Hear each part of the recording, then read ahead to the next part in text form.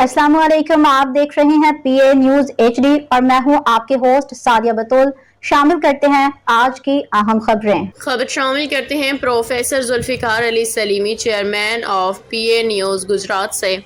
पंजाब भर में ईद के बाद समर कैंप्स की इजाज़त देने का फैसला। ज़राए के मुताबिक महकमा एजुकेशन स्कूल ने इस हवाले से वज़ीर आला ऑफिस से बाकायदा इजाज़त तलब कर ली है। समर कैंप्स में तदरीसी सरगर्मियाँ महदूद वक्त के लिए होंगी।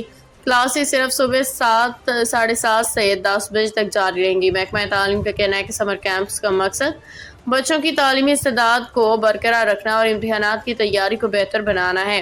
हातमी मंजूरी के बाद तमाम अजला को बाकायदा हिदायत जारी की जाएंगी। वालिदैन और साज़ा की राय भी फैसले में शामिल की जा रही है। प्राइवेट स्कूल्स भी 1 माह के लिए समर कैंप लगा सकते हैं, मगर इसकी कोई फीस नहीं ली जाएगी। समर कैंप के लिए तमाम सहूलियात का मौजूद होना ज़रूरी।